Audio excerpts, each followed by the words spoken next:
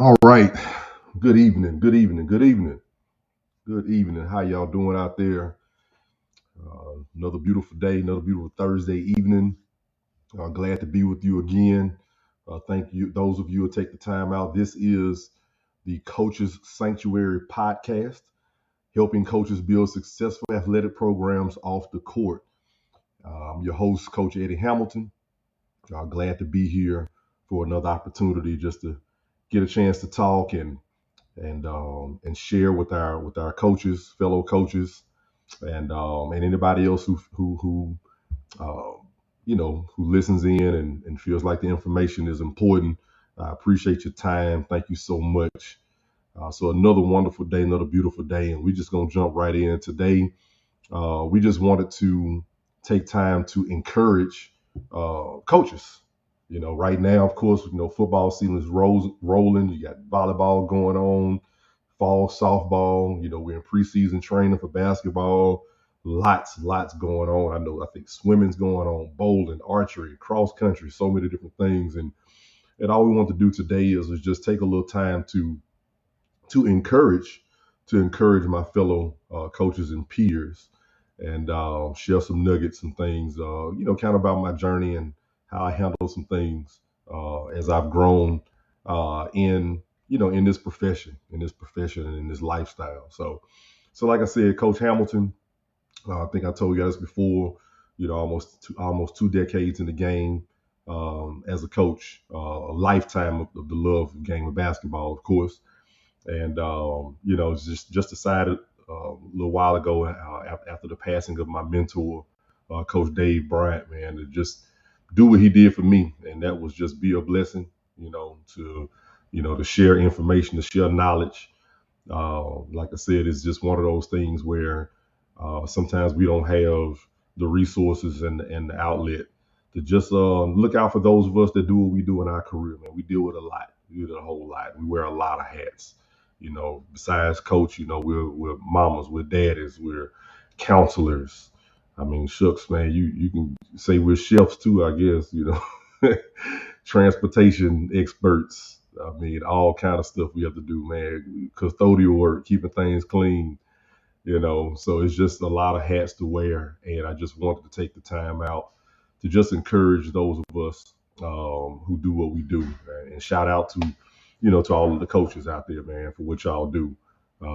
Sometimes I think people do forget that we're human, I mean, and we are that. And so this is the sanctuary, the coaches sanctuary is a place for us to, show a little bit of our human side, what I'm saying, to deal with us. Um, but I just jump right into it. One of the things right now, that we wanted to kind of hit on, a few weeks ago, we dealt with the situation with a gentleman in Dallas, Texas, who was shot, over a 9-year-old football game. And, at that point in time, you just think about it, man, that man's life, was taken over a game. And it was just something that, that hit us real hard. And so now a few weeks have gone by, it's kind of settled down with some, but the lives of those families have been changed, forever. But I just wanted to take time to encourage my fellow coaches, man. Look, man, keep fighting, keep pushing, keep driving, and the biggest thing we want to do is really focus on, our motives for what we're doing in our encouragement. And, as I tell a little bit of my story and how it went, for me over these past pretty much 18 years on this road, just one of the things that I had to evolve in was my motive. And that was, the living aspect of being Coach Hamilton. The person that I am supposed to be as a coach is what I learned. And a lot of times we do highlight the highs, the good parts, the parts that's fun. But the bottom line is, y'all, sometimes, man, this is tough. It's tough to do what we do. The time that we spend with other people's children, the time that we miss from our families. But what I've learned from listening to, what I call the old heads, some of the old coaches, this is what they would tell me. Do not miss out on time with your family. I wish I would have been at my son's games. I wish I would have been at my daughter's recitals. Now, I want y'all to take time because you got to think about all the people that expect coaches to be there for their children. And they forget that coaches have families. They have their own children. They have their own wives and responsibilities. And so I'm here to give the flip side of it and to also show why some of the decisions that I've made here recently in my career was based on what was best for my family and not necessarily was the best, winning situation. Because my attitude is wherever I go, winning's coming. That's my attitude. And I encourage you as all coaches, man, is not to look at, the talent that's available to you, but it's really just looking at who you are. The person that you are is what's going to go into the program and create the DNA of the program. And then winning will come because of the person you are, not because of the talent that you get. Okay. So, so I just tell a little bit about my story. I told a little bit about before, but I don't mind sharing this because the purpose is to encourage and is to help the focus of my fellow coaches and making sure that the core of us, inside of us, our motive is for the children, the best for the children, and not necessarily for our careers. Because the bottom line is what's best for your career is a byproduct of you being for your children and the children that you coach at any level. Because this is the thing for me. I always say, I will never sacrifice character for talent, which means I have to make sure that the development of my character is on point so that I can help the development of the character of the children that I coach. That's most important. You cannot get back what you do not give. And it's not just external. It's not just external. It's not just the X's and O's, the skill training, the hours in the gym or on the field. It's literally the person you are is going to come out through the players that you coach. Okay.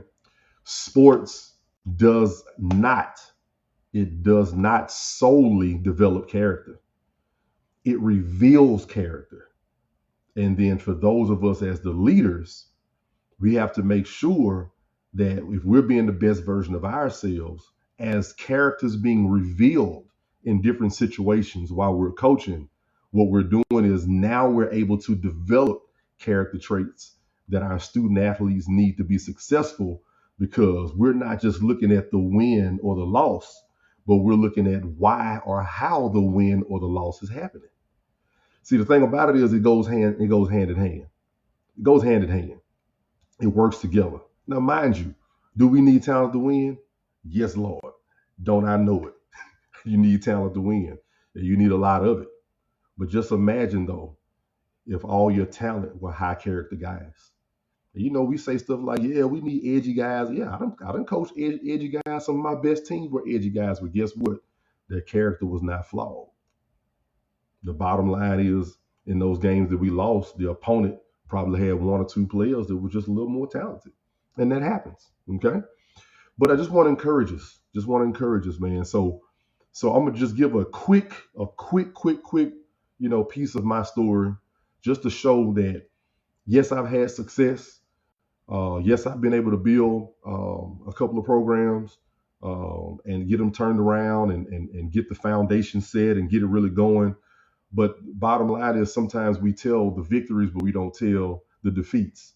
And sometimes the encouragement comes from seeing the defeat and understanding where we as coaches, where we come from. Are some fortunate to walk in great situations and go in and knock it out the park and win a title or winning 25, 30 games a year in basketball? Yes. Some people walk into situations like that. But for me, I'm kind of an advocate for the guys that are like myself, who we say get it out the mud. Who in our situations, we might not always have the most talent, and we got to find a way to win at a high level, with hard working, high character guys. And so you just imagine if we all just kind of take that mode and that mindset, we already know it's documented that only 2% of high school athletes in the world make it to professional sports. So that means there's 98% of other young people who are not making it as professional athletes, but they have to make it as human beings. Okay. We have to make it as husbands, have to make it as fathers, wives, and mothers, which is what make our world go round. So my encouragement here today is let's go ahead and start here. My coaching career, it began in Natchitoches, Louisiana, at a middle school called Natchitoches Junior High. For those my Natchitoches people, all right. Much love to y'all. I spent 10 years of my life there. It is my second home. I go visit as often as I can. I love it in Natchitoches. And I started there as an assistant football coach and assistant track coach is where I started. And from that point, I went on to what is called Clutcherville Elementary Middle School, where I got my first head basketball job. They did not have a football program, so it was basketball, track, and baseball. So I coached basketball, track, and baseball. That's another story for another day. And there, of course, stepping there, it was a great small basketball community. Got a chance to do some winning with those groups, had some great kids there. And then from that point, I left the school system and I sold cars. This was around the time of Katrina. Sold cars for about almost 2 years, about a year and a half, going into 2 years, and I made a decision to go back in education. And I taught at the alternative school in Natchitoches, and I assistant coached at Natchitoches Central High School for one semester. And while I was there, you had Coach Mac Braxton, who was a legendary coach there in Campton, Louisiana, who won a state title there in 2003. I was able to be a part of that as a student teacher and experienced that 41-0 team. He passed away from cancer.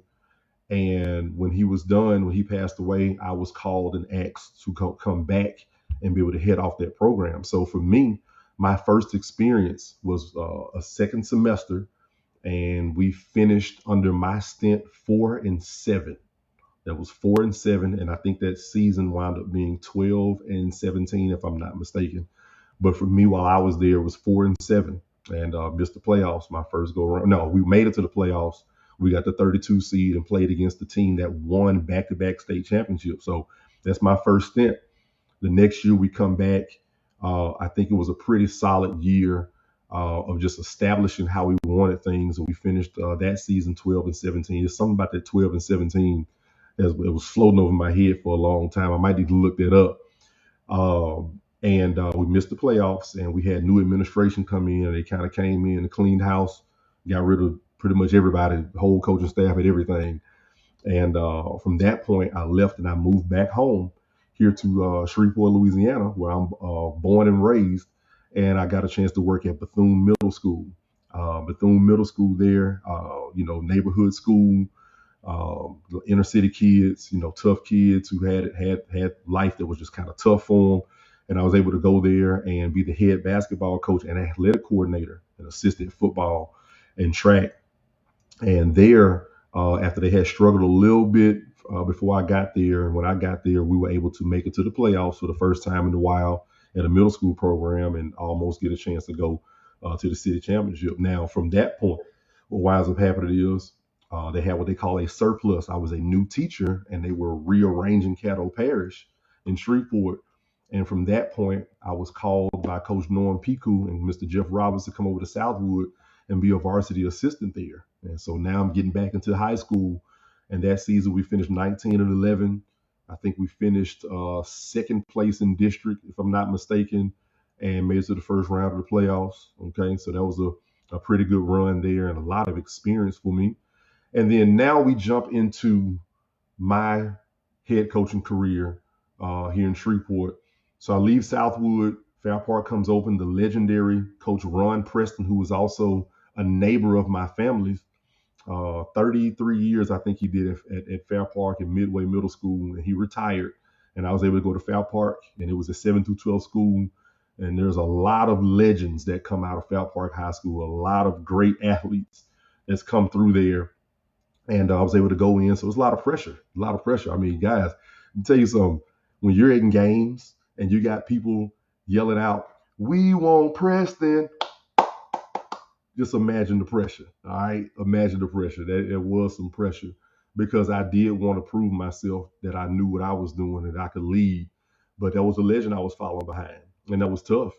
And I put a lot of pressure on myself. In my first 2 seasons there was 12 and 17 the first year again. All right. And then 10 and 17 the next year. And I had great, tough minded kids, had so much fun with those groups, and they embraced me and they allowed me to do what I do. And but now I'm gonna get into this part. Those first couple of years there as head coach was a struggle.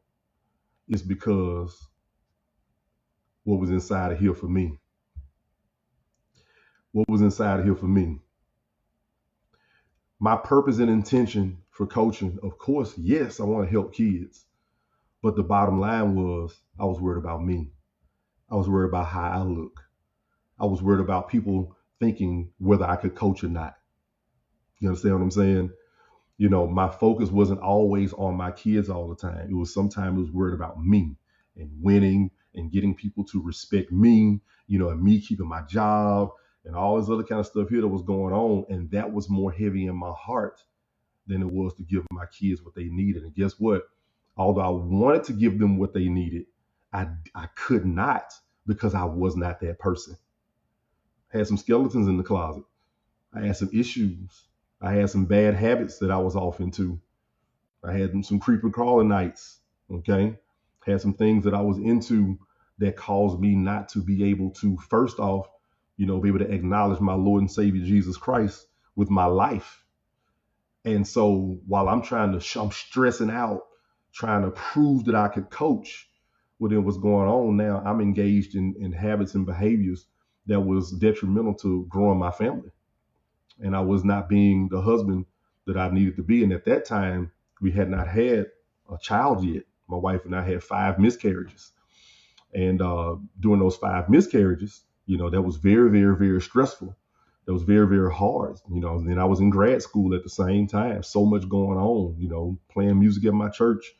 I was involved in so many different things, but I was not focused on the person I needed to be in order to give my players what they needed.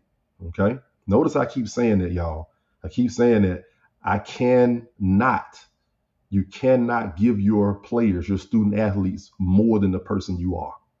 Bottom line. Sometimes you can't hide behind your work ethic.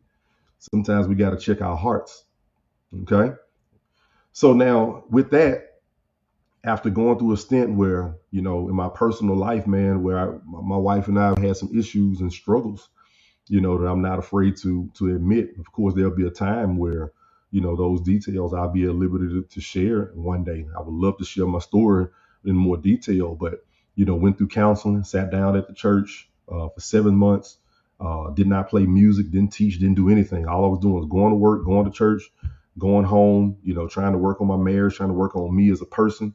I learned so much about myself through therapy and counseling that I did not realize about myself. I did not understand some of the stuff that I was hiding from myself and issues and insecurities that I had. And so what wound up happening because of that, now going through that process, and I'll speed up a little bit. Now, as I begin to see myself in a different light and I start to accept Jesus Christ's forgiveness and understanding that, hey, I'm going to make some mistakes, some bad decisions, but ultimately my motives in my heart needed to change. So with change within myself, I saw change in my career. I saw my career start to take off. During that time frame, y'all, I tried to leave Fab Park. I think I tried to apply for 2 or 3 jobs. I was trying to run, try to get away from it because it was about me. I was trying to find that situation where I can go and where it could be easy. And I can go find who all the talented kids at and let me get up out of here and find somewhere to go. But that wasn't the problem. That wasn't the issue. My mother-in-law, Maria Adams, in the conversation, Elizabeth Baptist Church in Bend, Louisiana. It was after church on a Wednesday night, and I was talking to her about my job. And she just looked at me and she just said, son, you're not going to be moved from that situation until God is through with you. I mean, what do I say? How do I argue that? What is it that I come back with and say? You're not going to be done until God's through with you. So with that, now going through therapy, going through counseling, sitting down at the church, not playing, sitting down, having hard conversations with my wife, with my father-in-law, who's my pastor, just going through this process. What I found is, y'all, now the job that I was looking at, and I was always looking outside trying to see what else was the problem and why I could not be a winner. Well, when I started winning in my life and I started having a better relationship with my wife and being faithful to home, and then also being faithful to my church, then I started to see things change in my coaching career.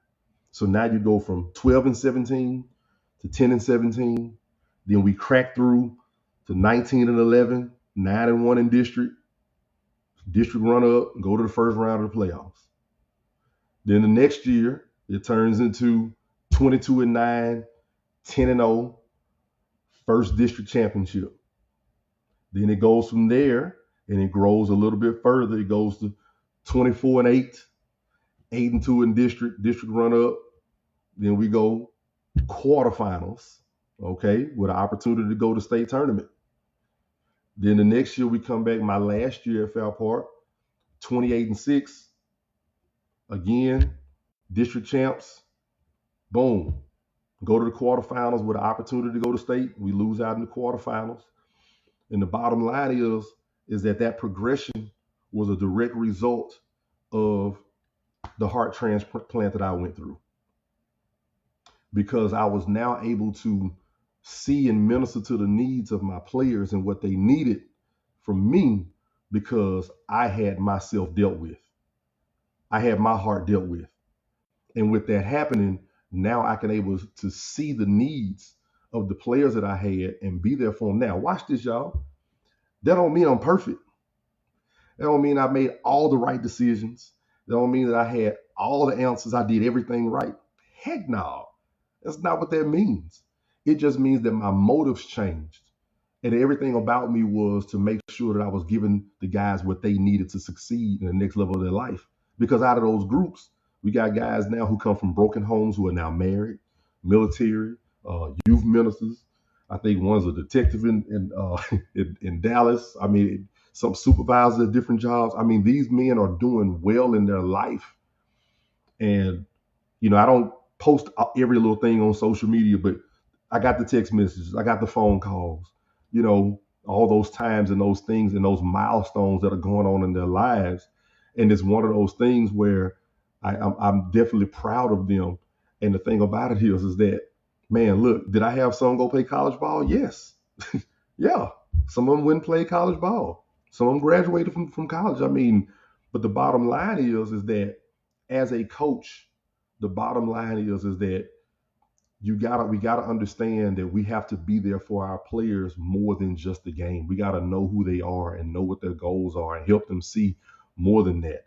And so, my encouragement also, adding to that is we gotta make sure that with all the responsibilities that we have, make sure we're being the best person that we can be. If you need somebody to talk to air out your dirty laundry, man, make sure you got somebody you communicate with. If you need to go to therapy, man, you do that, because we live a hard life as coaches. We live a hard life. And it's very, very, very important that we have our life focused and centered, okay? I don't like to use the word balanced a lot of times because it sounds like it's a juggling act, but make sure we're prioritizing what we need to. When I came here to Bossier Parish and I left, like I said, the sole reason for me leaving, number one, was the schedule. The schedule was more family oriented. I get to be with my son every single day before it's dark. You see what I'm saying? And I still get a chance to impact a group of young men, during the time that I'm with them. But if they'll tell you, I'm always preaching, spend time with your family, spend time with your family. Hey, put your work in, go get your shots up, go condition, make sure you're eating right, but spend time with your family. I also tell my guys, the ones who are fortunate to have their fathers in their life, man, tell your daddy that you love them. Tell your dad that you love them, because everybody don't have that. Everybody don't have it. So it's very, very important that we're giving them the tools that it needs for them to be successful without this game. Because guess what? If they got talent, somebody's going to see them. If they got character, they're guaranteed to go to school and stay in school, if that's what they really want to do. So we have to remember that. We have to coach to their character. and not just to their talent. Because yeah, man, look here. I look y'all right here. Before I'm done with my career, I plan to have a state championship or hopefully two or three. I don't know. But I have that kind of confidence. I believe that in the way that I do things and the way that I've been blessed to do things over time, I believe in it. Just because there's no titles there doesn't mean that it's not being done right. Remember, y'all, everybody can't win. That's why it's got to be bigger than just, it's got to be bigger than just winning the games while you're in high school. It's got to be bigger than that. So when you do win, okay, if you do break through, or if you never win a state championship, you still are satisfied with your career when you're done because you know you served the student athletes that you had. Because that's what's important. Stay focused on the need of the student athlete. Make sure that what they need is first. Make sure that. And then you challenge them on a day-to-day basis. You challenge them. Help them to make better decisions because that's what's gonna last. They got one of those old sayings. You give a man a fish, you teach him, you feed him for one day, but then what? If I teach you how to fish, I feed you for a lifetime. Y'all see what I'm saying? So it's very important that we understand that while we're out here coaching, okay? Believe me, if you're challenging the character of your players, whatever offense you want to run, they'll get it right. Whatever defensive rotations you want to get, they'll get it right because you challenge their character on a day-to-day basis. So I just want to encourage us, man, let's stay focused on why we're doing what we're doing, making sure that we're being the person, okay? Being the person that we're requiring them to be. What you don't want is for your student athletes to find out you're a liar. That's what you don't want. You don't want to find out you're a liar. Now, I said this in one of the other videos I did. Man, along the journey, man, shoot, if you mess up, make bad decisions, one of the things you can do is, man, apologize, man. There's nothing wrong with that. Okay? There's nothing wrong with that. Okay? Let them know that you're human. Okay? If you have a struggle or issue, man, there were times where I lost both my grandmothers within a short stint, and then my mother-in-law had cancer. I mean, so many different things that took place. But what I had to teach my guys was no matter how I'm feeling, I got to show up to work. I got to show up to work. I got to be here. I got to do what I'm supposed to do. And when I had to leave or something that was going on, if I got to do something for my son, do something for my wife, I tell my boys, hey, man, I got to go to such and such for my wife, or I got to be here for my son, or such and such is going on. I say those things to them openly so they can see the importance and the value because y'all, as a man, the role that God gave us is to be a husband and a father. Women, young ladies, the role that God gave you is to be a wife and a mother. And if you choose singleness, cool, okay? But just make sure whatever area you're serving in, you have a servant attitude, okay? Have a servant attitude. So I'm telling you, as you handle day-to-day issues, dealing with parents and dealing with playing time, and then sometimes you got kids that probably didn't eat. It's so many different things. You gotta take care of stuff. You gotta do lesson plans. You gotta, evaluations. I mean, just it's so many things that we can go through because people forget that we're school teachers too. The biggest part of our salary comes from being a school teacher. All right, not for being a coach. All right, so I mean, when you got Nick Saban making $10 million a year, what he's doing, okay, if somebody gives that type of value to what he's doing, I mean, God dog, think about what our value is. We're valuable as well, okay, and sometimes that's why it's very, very important for us to make sure we're prioritizing the right things in our lives and the lives of our families and everything, because the bottom line is me having a son. I could tell you this, man, right now, one of the things that really, really hurt me for so many years was the players that I had whose dads weren't involved in their life. So with me going through miscarriages, I'm losing opportunities to be a father over the years. People don't understand, what I went through emotionally when I'm coaching kids and I'm there for kids whose fathers are not in their life or they don't know them. So that's painful. That's painful. So I love y'all. I thank y'all. I just want to encourage you, man. Man, coaches, keep fighting. Man, keep working. Man, make sure that you prioritize your life. Take care of your home first, okay? Because that's the best example you can give your players. Take care of your home first, okay? I know we're not gonna get it right all the time. We're not. And when you don't get it right, man, just simple apology, and then do your best to get it right the next time and do a little better, okay? But man, with much love to my peers, okay, those that's been in the game as long as I have or longer, and then for those that are coming behind me, that's coming up. That's why I tell you, man, if you got my number, call me. If you want to send a DM and chop it up and talk a little bit, I had somebody look out for me. I had somebody look out for me, and I'm here to look out for the next person. Because the bottom line is that us coaches, we need each other. Everybody don't understand what we deal with, but more importantly than that, our families need us, and then our children that we coach, our student athletes need us, and they need our heads to be grounded. They need us to be solid. They need us to be really focused and centered and making sure that we're leading by example as best we can. And guess what, man? We're gonna mess up. It's gonna happen.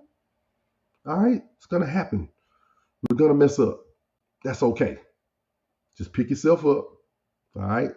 And next time, let's try to get it better. All right. So yeah, man, anybody that see me coaching, they see on the sideline, I'm all rah, rah, rah, rah, and excited and all that stuff there. I'll challenge you. Listen to what I say. Listen to what I say. I challenge you. Listen to what I say.